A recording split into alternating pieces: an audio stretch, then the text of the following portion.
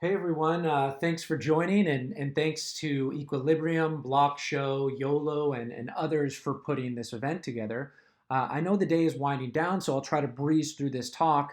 I'm Nate from Bancor Protocol, and for those of you who aren't familiar with Bancor, it's a cross-chain liquidity protocol that enables automated, decentralized exchange across the Ethereum and EOS blockchains.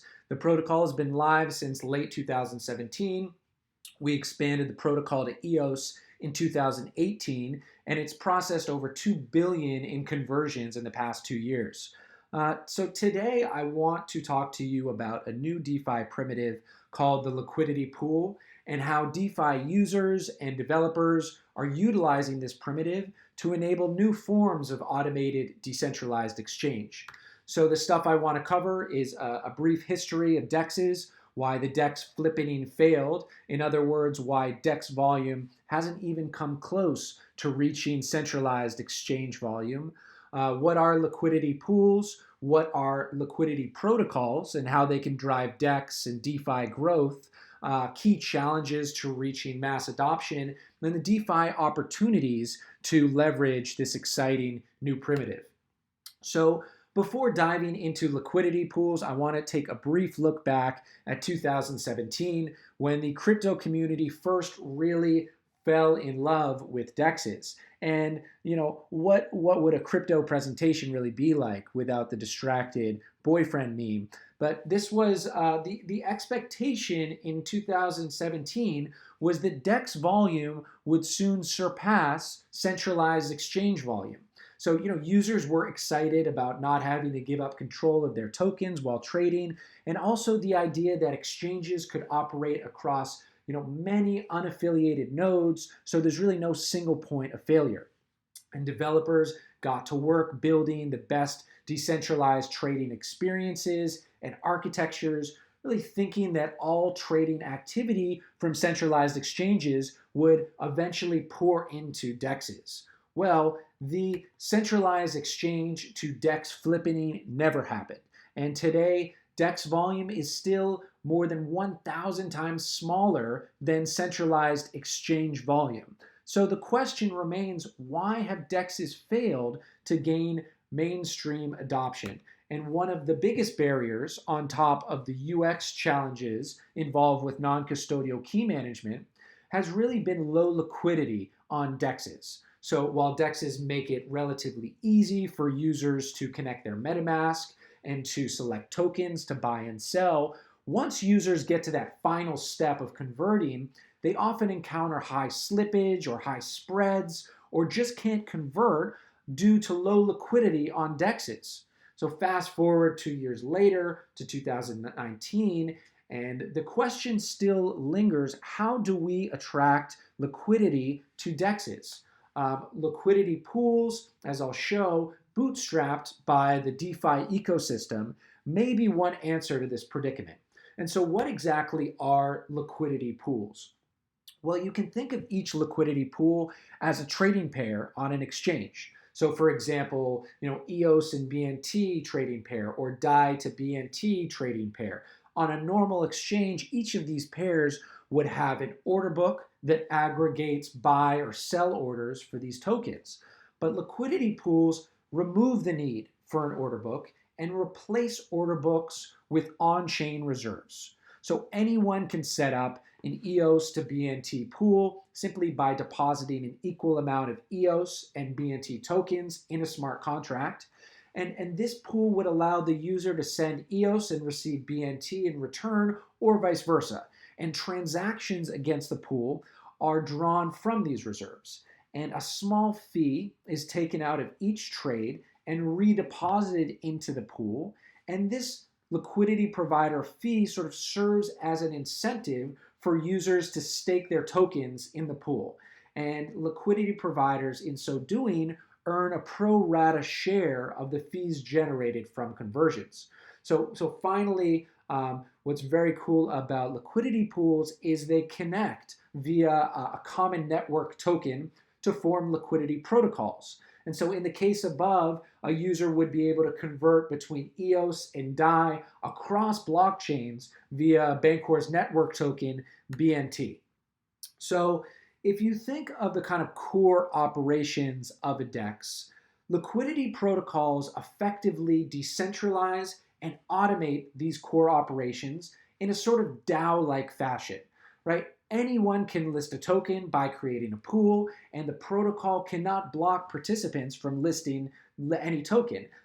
Participants can vote with their wallet effectively by determining which pools receive the most funding. And order matching and market making are performed automatically by the protocol smart contracts. And this last function is especially key, that market making has historically been highly technical. Up until now, it has been reserved for professional market makers who run advanced trading strategies. And it's one of the reasons we've seen so few liquidity providers on DEXs, because market making on an order book based exchange is really out of reach for most users. And so liquidity pools flip this paradigm on its head, and they turn market making into a couple clicks so that everyday users can add liquidity to a decentralized exchange and in return receive a share of the exchange's fees. And so here you can see a liquidity protocol in practice, the Bancor liquidity protocol. Anyone can effectively obtain shares in Bancor by staking their tokens in a liquidity pool, contributing capital. Bancor can't block any participating from creating a pool or adding liquidity to it, and participants directly benefit from owning the pool shares and eventually receive fees from conversion volume. So liquidity providers can also even vote on the design of each pool, such as the pool's trading fees. So where are we today with liquidity protocols? Bancor went live in late 2017 with the first liquidity protocol, and since then, we've seen more and more projects using liquidity pools, and the amount of liquidity locked and conversion volume processed by liquidity pools has steadily grown, especially in the last 6 months, across different chains. Bancor has expanded its functionality on both EOS and Ethereum. And so it can now facilitate automated conversions and staking across those chains. Many of you also might be familiar with Uniswap on Ethereum, bonding curves, which are really blockchain agnostic, YOLO on EOS, and other liquidity protocols like Balancer on Ethereum, which has just been announced in the last few months, in addition to Chaos DEX and those others. So both volume and liquidity locked has grown steadily, but we're still a long way off from seeing the kind of activity that centralized exchanges see. And how do we get there? Well, it's really confronting these sort of key challenges for liquidity pools. One of them, and a really important one, is impermanent loss. And impermanent loss is caused by sort of price fluctuations of a pool's underlying assets. And this loss cuts into the trading fees generated by the pool, which in some cases is dragged down the profitability for liquidity providers. Then there's slippage.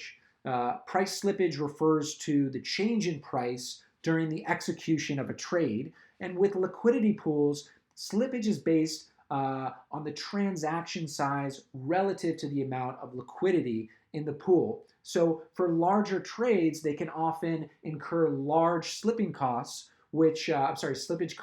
which make prices, a little less appealing for traders and arbitrageurs on liquidity pools. And lastly, there's just a lack of analytics and ROI tools that currently allow LPs to track the pools and really optimize their profitability. But thankfully, there are many solutions on the way, and here I want to call out a few of those. One is stablecoins. Stablecoins will play a key role in reducing impermanent loss and improving the profitability of liquidity pools. You can already see the highest ROI pools typically have a stable asset in their reserves. So liquidity providers can use stable coins For instance, shown here is Bancor's recently launched stablecoin USDB. And liquidity providers can use stablecoins to create or contribute to pools without having to speculate on two volatile assets. So, on Bancor, for instance, up until the launch of its stablecoin, you would have to speculate on both BNT and the token you're providing liquidity to. On a network like Uniswap, you have to speculate on both ETH and the token you're providing liquidity to. And so this allows you to only have exposure to one volatile asset in the liquidity pool. And what's really exciting about stable coins used in liquidity pools is stable to stable pools. So some of these are shown below, DAI and USDB, Tether and USDB, which are currently live on Bancor.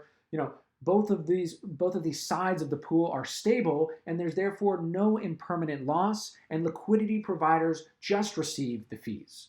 Now, to address the slippage issue, something really interesting that Bancor is testing is a new mechanism called a virtual reserve.